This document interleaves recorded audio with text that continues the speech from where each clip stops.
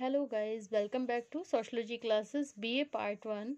Today our topic is types of social status. Okay, सामाजिक परिस्थिति के प्रकार. तो आज का टॉपिक हमारा क्या है? सामाजिक परिस्थिति के प्रकार.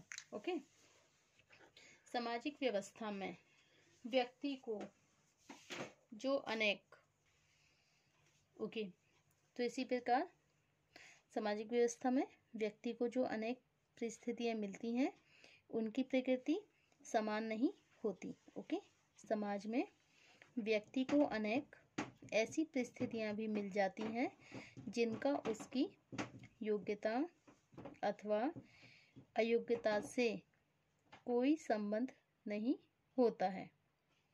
ओके, इस आधार पर लिंटन ने सभी सामाजिक परिस्थितियों को दो प्रमुख भागों में विभाजित करके स्पष्ट किया है. ओके, इन्हें प्रदत्त परिस्थिति तथा अर्जित परिस्थिति भी कहा जाता है. ओके,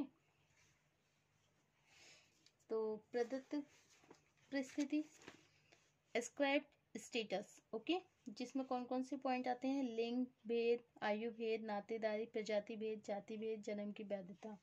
ओके, तो प्रदत्त परिस्थिति सामाजिक व्यवस्था में कुछ परिस्थितियां ऐसी भी होती हैं जिन्हें पाने के लिए व्यक्ति को किसी तरह के प्रयत्न नहीं करने पड़ते. कुछ परंपराओं, सामाजिक मूल्यों तथा प्रथाओं के अनुसार व्यक्ति को कुछ विशेष परिस्थितियां अपने आप मिल जाती हैं. इन्हीं परिस्थितियों को हम प्रदत्त परिस्थिति कहते हैं. ओके,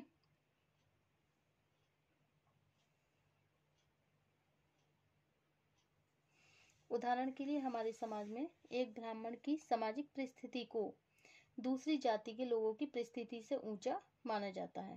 ब्राह्मण की परिस्थिति पाने के लिए व्यक्ति को कोई प्रयत्न करने नहीं पड़ते, बल्कि एक विशेष जाति के परिवार में जन्म लेने के कारण यह परिस्थिति उसे स्वयं मिल जाती है. इस तरह काले लोगों की तुलना में गोरे लोग या बच्चों की तुलना में वृद्ध लोगों को उच्च परिस्थिति मिलती है. तो इसका कारण व्यक्ति की योग्यता न होकर समाज के कुछ विशेष मूल्य और परंपराएं हैं. ओके,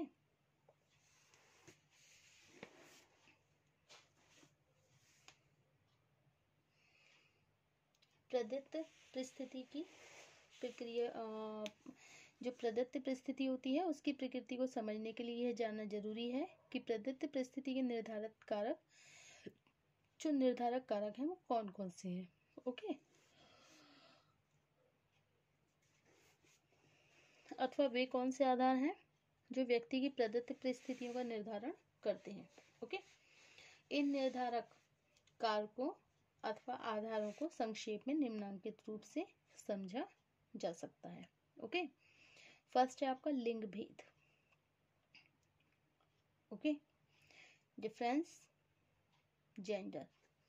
ओके, संसार के विभिन्न समाजों और संस्कृतियों के अध्ययन से स्पष्ट होता है कि स्त्रियों और पुरुषों की परिस्थिति एक दूसरे से सदैव भिन्न रही है, जबकि आधार पर यह समझा जाता है कि पुरुषों की तुलना में स्त्रियां अधिक कमजोर, भावुक और अंधविश्वासी होती हैं. बच्चों के पालन पोषण तथा घरेलू कामों के कारण भी स्त्रियों को वे कार्य नहीं दिए जाते हैं जिनका संबंध शक्ति और साहस से होता है. अधिकांश समाजों में लिंग भेद व्यक्ति की प्रदत्त स्थिति का एक प्रमुख आधार है. ओके, अब नेक्स्ट है आपका आयु भेद, मतलब डिफरेंस एज. ओके, आयु की भिन्नता के आधार पर भी संसार के लगभग सभी समाजों में विभिन्न व्यक्तियों की परिस्थिति एक दूसरे से भिन्न होती है. समाज एक बच्चे अथवा किशोर की तुलना में युवा और प्रौढ़ लोगों को अधिक अधिकार देता है. वृद्धावस्था को प्रत्येक समाज में सम्मान की दृष्टि से देखा जाता है. प्राचीन भारत, चीन और जापान में व्यक्ति की सामाजिक स्थिति को निर्धारित करने में आयु का सदैव ही विशेष महत्व रहा है. ओके, अब नेक्स्ट है नातेदारी. बहुत प्राचीन काल से व्यक्ति की सामाजिक स्थिति उसके परिवार और नातेदारी समूह की स्थिति से प्रभावित होती आई है। साधारणतः यह समझा जाता है कि व्यक्ति के माता पिता और दूसरे स्वजन आदि योग्य, प्रतिभाशाली तथा परिश्रमी है, तो वह व्यक्ति भी इन्हीं गुणों से संपन्न होगा। नातेदारी के आधार पर व्यक्ति को अपने परिवार में कुछ ऐसी परिस्थितियां प्राप्त होती हैं जिनके लिए उसे कोई प्रयत्न नहीं करने पड़ते। ओके, अब नेक्स्ट है प्रजाति भेद। प्रजाति भेद अमेरिका, अफ्रीका और अनेक दूसरे देशों में प्रजाति के आधार पर विभिन्न व्यक्तियों और समूहों की परिस्थिति में भेद करना एक सामान्य सी बात है। बहुत लंबे समय से इस भ्रांति का प्रचार किया जा रहा है कि काली प्रजाति की तुलना में गोरी प्रजाति के लोग अधिक साहसी, योग्य और कुशल होते हैं। इसके फलस्वरूप काली प्रजाति के लोगों को वे अधिकार और परिस्थिति नहीं दिए जाते जो गोरी प्रजाति के लोगों को सहज ही प्राप्त हो जाते हैं। अब नेक्स्ट है जाति भेद। Okay, different caste. जाति एक ऐसा आधार है जो जन्म से ही कुछ व्यक्तियों को दूसरों की अपेक्षा अधिक उच्च मान लेना है। भारतीय समाज में कोई व्यक्ति चाहे कितना भी योग्य और कुशल क्यों ना हो, लेकिन किसी निम्न जाति में जन्म लेने के कारण उसकी परिस्थिति भी निम्न हो जाती है। ओके, दूसरी ओर यदि कोई व्यक्ति उच्च जाति में जन्म लेता है तो कितना भी मूर्ख और अकुशल होता है, उसके बाद भी उसे उच्च सामाजिक परिस्थिति ही प्राप्त हो जाती है। ओके, अब नेक्स्ट है जन्म की वैधता। देखिए, डेविस का कथन है बच्चे जन्म की वैधता भी प्रदत्त स्थिति का एक मुख्य आधार है। इसका तात्पर्य यदि किसी बच्चे का जन्म अवैध रूप से होता है तो जीवन के आरंभ से ही समाज उसे नीची निगाह से देखा जाने लगता है, मतलब समाज उसे नीची निगाह से देखता है। इससे उसकी परिस्थिति निम्न बन जाती है। ओके, आधुनिक युग में अवैध संतानों की संख्या में निरंतर वृद्धि होने के कारण अब प्रदत्त स्थिति के निर्धारण में इस आधार का महत्व भी बढ़ता जा रहा है। ओके, अब नेक्स्ट टॉपिक है आपका अर्जित परिस्थिति, अचीव्ड स्टेटस। ओके, देखिए, अर्जित परिस्थिति का जो तात्पर्य है व्यक्ति की उस परिस्थिति से है जिसे वह अपने प्रयत्नों, गुणों, योग्यता और कुशलता के आधार पर स्वयं प्राप्त करता है। संसार में ऐसे व्यक्तियों की कमी नहीं है जिन्होंने निर्धन और निम्न वंश के परिवारों में जन्म लेने के बाद भी अपनी योग्यता प्रयत्नों से उच्च पद हासिल किया। ओके, निम्न वंश के परिवारों में जन्म लेने के बाद भी अपनी योग्यता प्रयत्नों से उच्च परिस्थितियां उन्होंने प्राप्त करी। और समाज में कुछ व्यक्ति इतने साहसी, बुद्धिमान, कुशल और महत्वाकांक्षी होते हैं कि समाज द्वारा कुछ भी सुविधा न मिलने पर भी वे लोकप्रिय नेता बनते हैं, उद्योगपति बनते हैं, कलाकार बनते हैं, लेखक जैसी उच्च परिस्थितियां अर्जित कर लेते हैं। ओके, मतलब समाज में कुछ व्यक्ति इतने साहसी, बुद्धिमान, कुशल और महत्वाकांक्षी होते हैं कि समाज द्वारा अगर उन्हें कोई सुविधा नहीं भी मिलती है ना, तब भी वो एक लोकप्रिय नेता, उद्योगपति, कलाकार, लेखक जैसे, मतलब कोई भी उच्च परिस्थिति होती है वो उसे ही अर्जित करते हैं।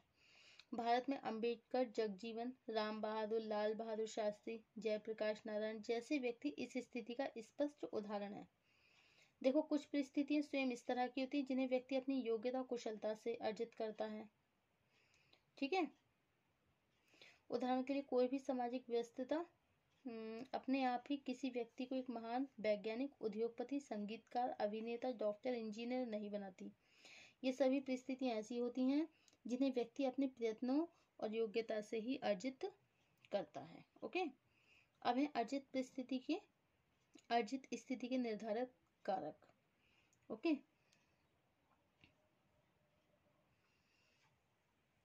ओके, तो इसमें क्या है? फर्स्ट है संपत्ति का संचय, राजनीतिक अधिकार, शिक्षा, व्यवसाय की प्रकृति, आविष्कार तथा नवाचार, सामाजिक मूल्यों का पालन। ओके, संपत्ति का संचय तो अर्जित स्थिति के निर्धारक कारक है। ओके, संपत्ति का संचय आधुनिक युग में व्यक्ति की अर्जित परिस्थिति का एक महत्वपूर्ण आधार उसके द्वारा एकत्रित की गई संपत्ति की सीमा है। ओके, नेक्स्ट है आपका शिक्षा, मतलब एजुकेशन। प्रत्येक समाज में शिक्षा अर्जित परिस्थिति का एक महत्वपूर्ण आधार है। निरक्षर और अशिक्षित लोगों की तुलना में वे व्यक्ति उच्च परिस्थिति अर्जित कर लेते हैं जो शिक्षा के क्षेत्र में महत्वपूर्ण सफलताएं प्राप्त करते हैं। अब है राजनीतिक अधिकार। राजनीतिक अधिकार, पॉलिटिकल अथॉरिटी। वर्तमान लोकतांत्रिक समाजों में राजनीतिक अधिकार अर्जित परिस्थिति का एक महत्वपूर्ण आधार बनता जा रहा है। अब है आविष्कार तथा नवाचार। Okay, invention. जो व्यक्ति अपनी लगन, सूझबूझ और परिश्रम से उपयोगी आविष्कार करते हैं, ओके, वे उच्च सामाजिक पद स्थापित कर लेते हैं। ओके, अब है व्यवसाय की प्रकृति, नेचर ऑफ द प्रोफेशन। व्यवसाय की प्रकृति। जो व्यक्ति सम्मानित व्यवसाय के द्वारा आजीविका अर्जित करते हैं, वे उच्च और सामाजिक परिस्थिति अर्जित कर लेते हैं। ओके, अब नेक्स्ट है सामाजिक मूल्यों का पालन। ओके, जो सोशल कॉस्ट होती है, अब उसका देखिए, उसमें पालन देखिए क्या है। सामाजिक मूल्यों के पालन को हम व्यक्ति की सामाजिकता कहते हैं। यह सामाजिकता अर्जित परिस्थिति का एक महत्वपूर्ण उदाहरण है। उच्च परिस्थिति का संबंध केवल व्यक्ति की भौतिक उपलब्धियों से नहीं बल्कि समाज द्वारा दिए जाने वाले सम्मान से भी है। ओके, उपयुक्त विवेचन से स्पष्ट होता है प्रदत्त और अर्जित दोनों परिस्थितियां एक बड़ी सीमा तक सामाजिक मूल्य और समाज की परंपराओं से प्रभावित होते हैं।